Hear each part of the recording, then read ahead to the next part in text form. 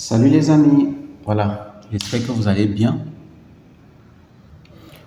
Aujourd'hui, nous allons corriger l'exercice 2 du probatoire D 2023. Voilà, c'est un exercice assez classique sur les statistiques et les dénombrements. Donc, on va commencer tout de suite par la question 1. On nous demande ici de calculer la note moyenne des candidats à ce test de sélection.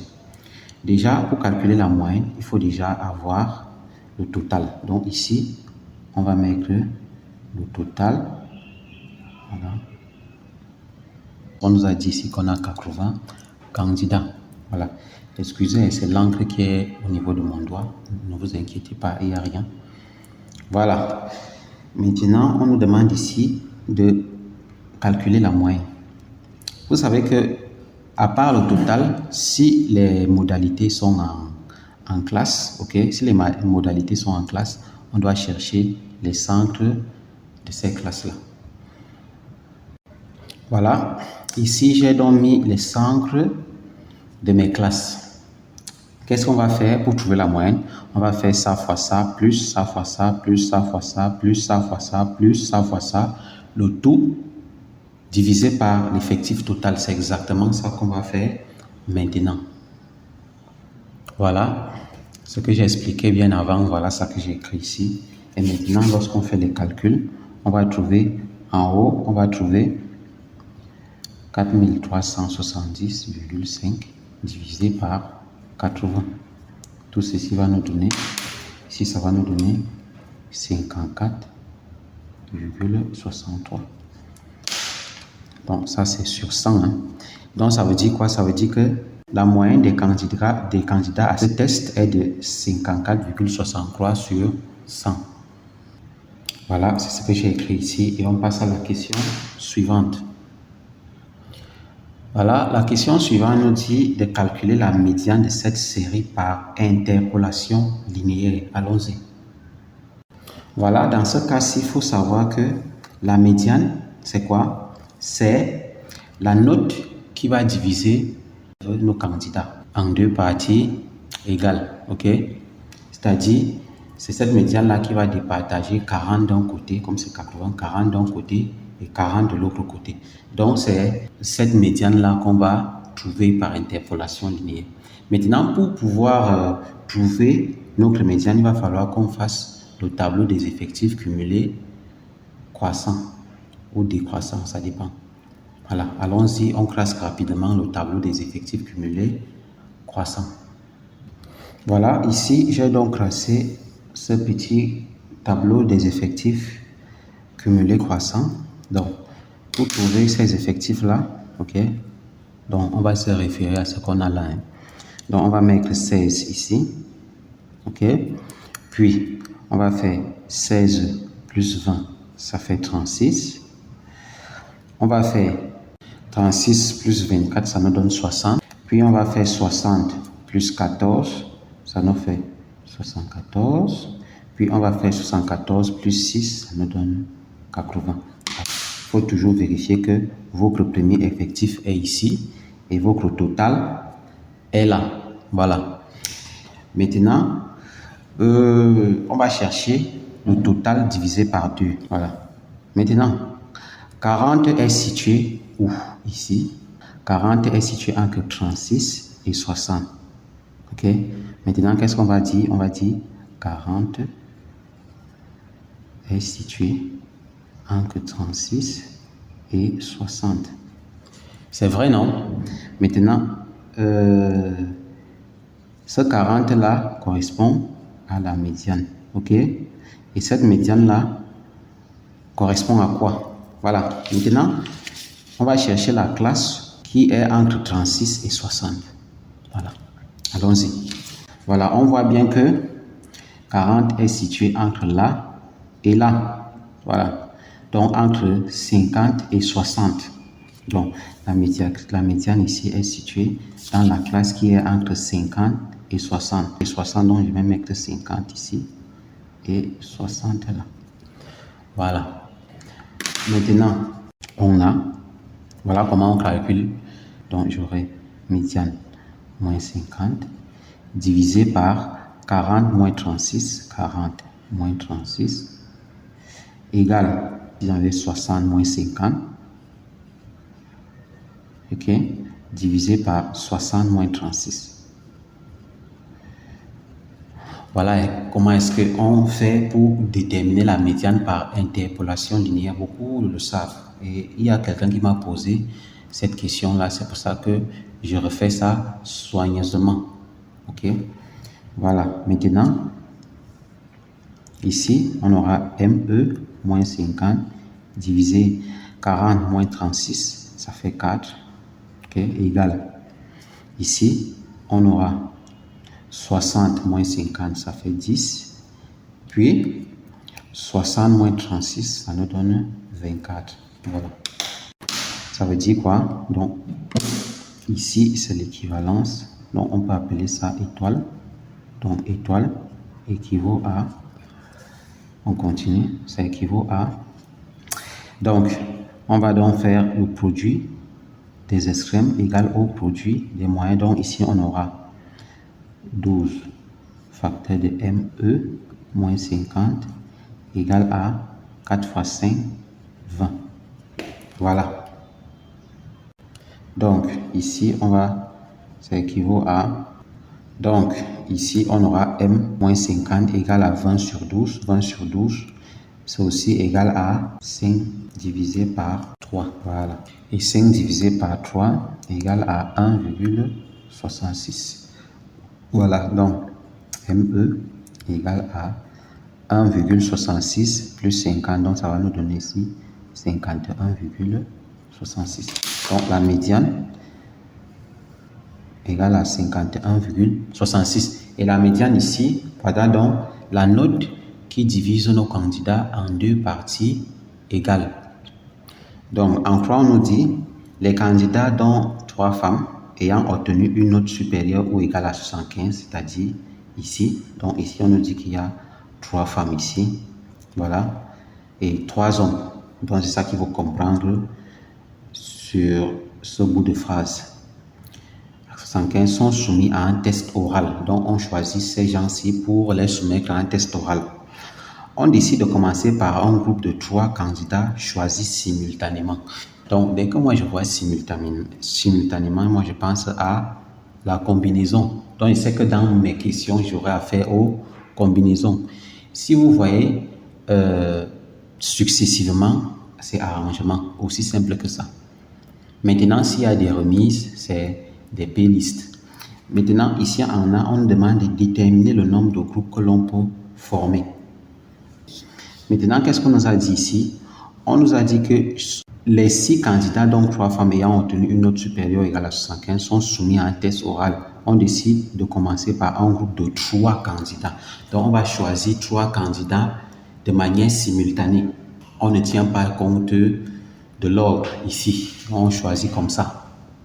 Donc, ça veut dire que c'est des combinaisons. Donc, on va faire combinaison de 3 personnes parmi les 6. Donc, on va calculer ce truc-là. Donc, ici, on aura factoriel 6 divisé par factoriel 3, facteur de 6 moins 3. Voilà. Maintenant, ici, on aura... Maintenant, ici, qu'est-ce que ça va nous donner? Ça va nous donner 6 fois 5 fois 4 fois 3, ok, divisé par 3 fois 2 fois 1 fois factoriel 3. Donc, on va tout simplement simplifier beaucoup de choses ici. Donc, on va simplifier ça et ça. Ici, c'est 3 fois 2. 3 fois 2, ça fait 6. Donc, ça là, on va simplifier avec le 6 là. Donc, il va rester 5 fois 4. Donc, ici, ça va nous faire 20 groupes. Voilà. Donc, on peut faire 20 groupes possibles. Voilà, bon, on peut faire grand groupe possible et on passe à la question suivante. Voilà, la question suivante nous dit de déterminer le nombre de groupes possibles comprenant au moins 2 femmes. Qu'est-ce que ça veut dire cette phrase? Cette phrase veut dire soit on a 2 femmes, soit on a plus de 2 femmes. Ok, voilà les 2 possibilités. Donc, je vais mettre ces 2 possibilités ici. Donc, ici, qu'est-ce que ça veut dire? Comprenant au moins 2 femmes, ça veut dire qu'ici, on a 2 femmes. Et ici, on aura 3 femmes. Donc, si on a 2 femmes, c'est bon. Si on a 3 femmes, c'est bon. C'est ça que veut dire au moins 2. Donc, si c'est petit, c'est 2. Si c'est beaucoup, c'est les 3. OK? Comme on a 3 places au total. Donc, si on dit minimum 2 femmes, ça veut dire que c'est 2 femmes. Ou alors, les 3 femmes occupent ces 3 places. Donc, ici, qu'est-ce qu'on va dire? Au moins 2 femmes, c'est quoi? C'est combinaison de 2 parmi les 6. Maintenant, si on a pris 2 femmes, ça veut dire que l'autre place, c'est un homme. Donc, on va faire ici combinaison de 1 parmi 6. Voilà. Et vous devez savoir que et c'est la multiplication, ou c'est l'addition. C'est ça qu'on va faire ici.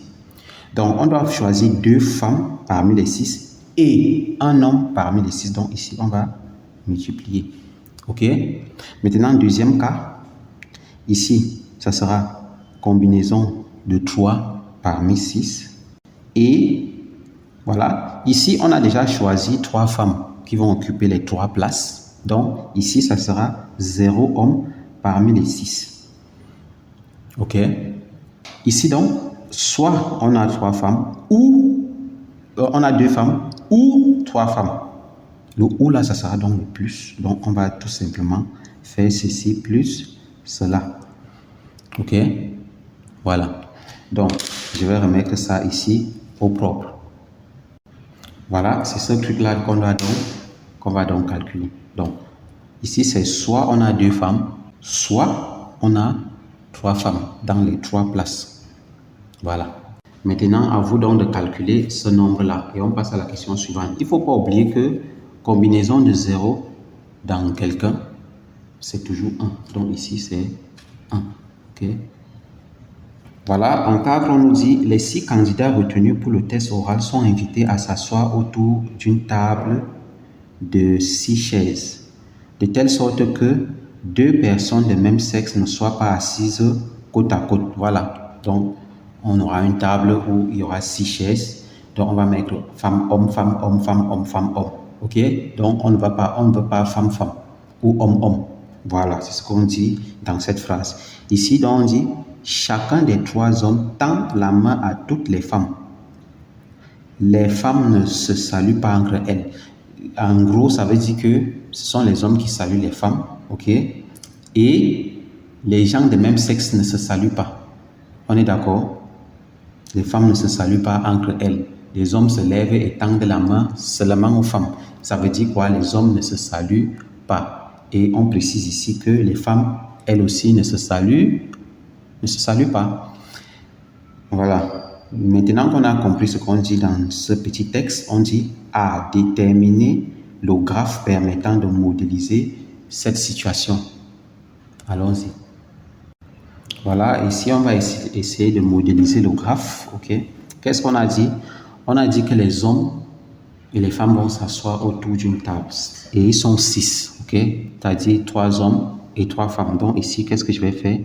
Je vais mettre un carreau là pour le premier, pour le second, pour le troisième, pour le quatrième, pour le cinquième et sixième.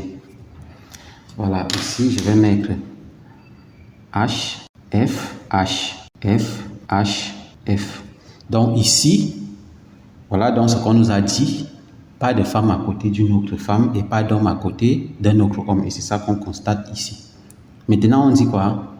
Les hommes saluent les femmes et les femmes ne se saluent pas. Donc, les gens de même sexe ne se saluent pas. C'est-à-dire, on aura homme vers femme. Et je vais mettre la flèche comme ça. Ici, homme vers femme. Je mets la flèche. Ici, femme vers homme, mais c'est l'homme qui salue. OK? Ici, mais c'est l'homme qui salue. OK? Ici, mais c'est l'homme qui salue. Ici, mais c'est l'homme qui salue. Maintenant, l'homme ici doit aussi saluer cette femme. Donc, ici, on aura comme ça. Voilà. Ici, cet homme doit saluer cette femme, donc on aura ceci. Voilà. Et cet homme doit saluer cette femme, donc on aura ceci. Donc voilà donc le graphe qui modélise ce que nous sommes en train de dire dans le texte là. Voilà. Et on passe à la question suivante. Voilà, pour la dernière question de l'exercice, on va déterminer le degré de chaque sommet de ce graphe. C'est quoi le degré d'un sommet? Il faut d'abord commencer par savoir ce que c'est qu'un sommet. Le sommet ici correspond à chaque place. OK? Maintenant, le degré correspond à chaque arête que comporte un sommet. Donc, je vais compter le nombre d'arêtes. OK? Donc, les graphes sont composés des sommets et des arêtes. Donc, voilà un sommet ici. Et voici les arêtes. Maintenant, par arête, on a combien de sommets? Voilà. On a 1, 2, 3 pour ce sommet. Ce sommet-ci, on a 1, 2, 3. Pour ce sommet-ci, on a 1, 2, 3. Pour ce sommet-là, on a 1, 2, 3. Pour ce sommet-ci, on a 1, 2, 3. Et pour le dernier, on a 1, 2, 3. Donc, on constate que par sommet, on a 3 arêtes. Et les arêtes correspondent au degré. OK? Voilà, ça veut dire que chaque sommet a 3 arêtes. Ça veut dire que chaque sommet est de degré 3. C'est ce que je vais écrire ici. Voilà, c'est ce que j'ai écrit ici. Voilà, et c'est ça qui met un terme à notre exercice 2 du probatoire D 2023. Voilà. Si vous avez aimé cette correction, parce que j'ai constaté que vous regardez mes corrections sans vous abonner. Si vous avez aimé la correction, merci de vous abonner et de liker la vidéo. À bientôt. Bye bye.